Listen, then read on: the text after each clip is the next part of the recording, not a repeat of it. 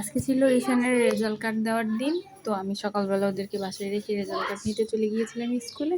School থেকে বাসায় যখন ফিরলাম তখন খাতাগুলো চেক করছিলাম। তো এখানে বলেছে একটা ম্যাঙ্গো আঁকতে, চিনি হচ্ছে পুরো পৃথিবীটা এঁকে দিয়েছে। তারপর মোটামুটি সব ঠিকঠাকই ছিল। আর আজকে যাওয়ার কথা ছিল আমার নানু বাড়ি। আজকে আমার নানু বাসায় যাচ্ছি।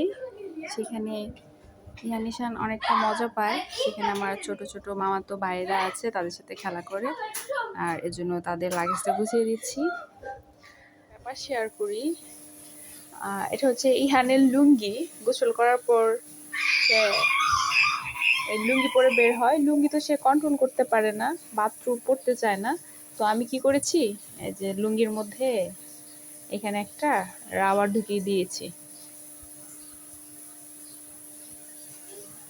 বাচ্চাদের সব গুছগাছ শেষ করে এবার নিজে আসলাম নিজের জামা কাপড় গোছাতে, কিন্তু কি পরবো কি নিব খুঁজে পাচ্ছিলাম না।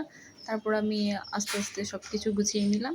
তারপর রওনা করে দিলাম। রওনা করে যেতে যেতে আমরা ইহানিশানকে গাড়িতে বই পড়তে দিয়েছিলাম। তো তারা বই পড়তে খুবই বোরিং ফিল করছিল, তাই আমি তাদের পড়ে শোনাচ্ছিলাম। তারপর আমরা একটা জায়গায় একটু ব্রেক নিলাম, সেখান থেকে কিছু আখ কিনেছিলাম। এগুলো আবার বাসায় রোপণ করার জন্য মাথাগুলো কেটে নিয়ে আসলাম। আর তারপরে একটু দুধ মালাই চা খেয়ে নিলাম।